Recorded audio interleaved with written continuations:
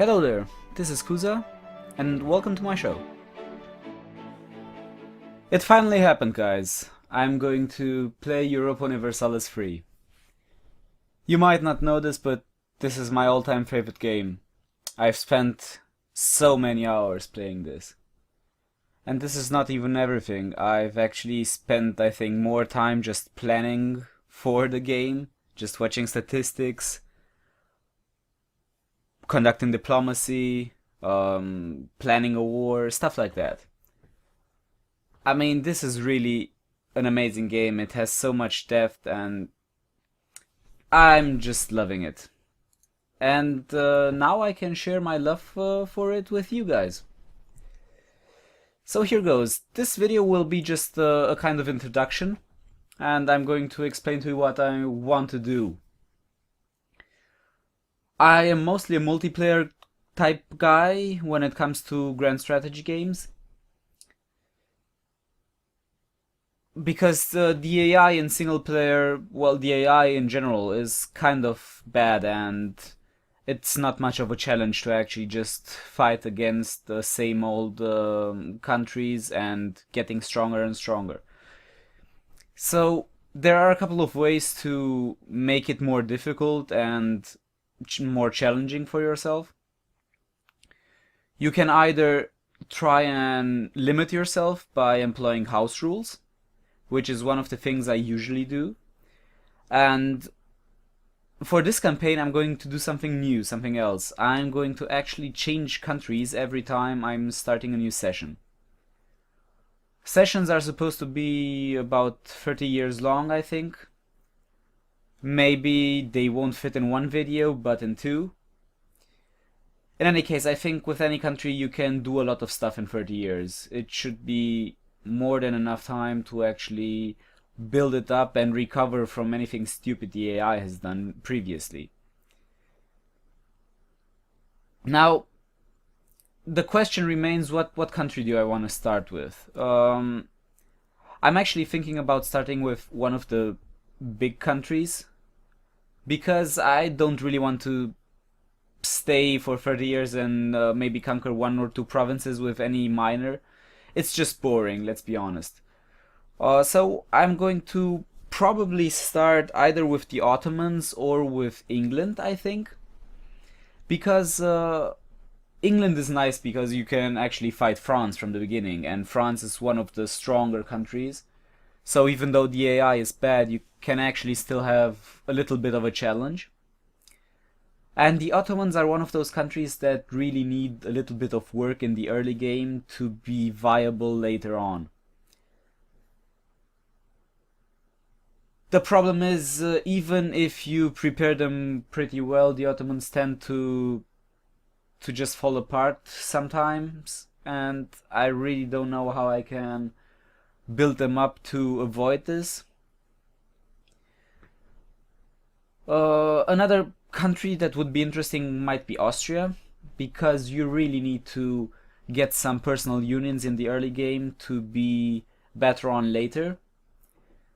The thing is, if I play England, France should be weakened enough for me to have for Austria to have time to actually keep up.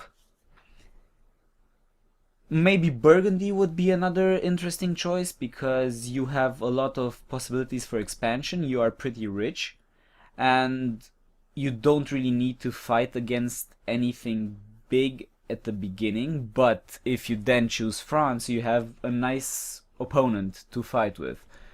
And you can build yourself these little challenges. You know, I can play with Austria once, conquer the northern Italy or something like that, and then try and play Naples and try and unite Italy. This is pretty much it. This is what I'm considering right now. What we can show are the options I'm using and why I'm using them. I'm going to go with 100 years on every spread of land and sea provinces, and lucky nations will be turned off, because I don't really like random bonuses for nations. Of course, you can actually improve the viability of some of the bigger countries, but they are sometimes so random. I mean, you get Sweden as a lucky nation. I don't really know what the other countries are. I guess England, France, Spain, or Castile, Ottomans, Austria, maybe Brandenburg, Sweden.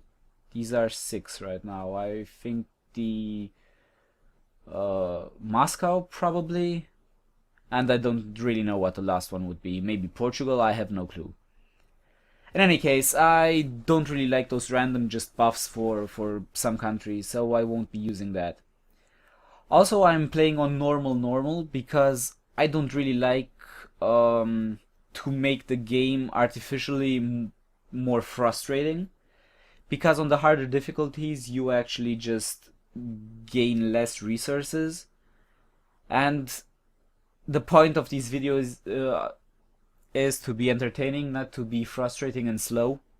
I don't want to be waiting 20 years to build up an army and regain manpower just to be able to wage one war and lose everything. The AI aggressiveness I'm leaving on normal because the AI is, as is, just starting stupid wars all the time.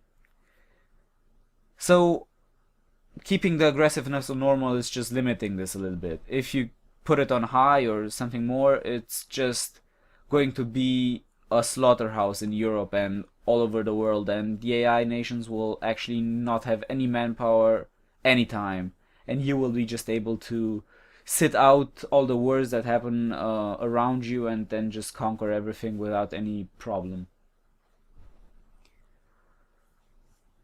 This is it for the introduction video. I hope you enjoy the concept.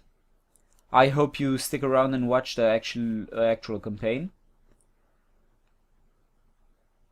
If you have any kind of suggestions for a nation, for a particular playstyle, I'm willing to take any suggestions into consideration.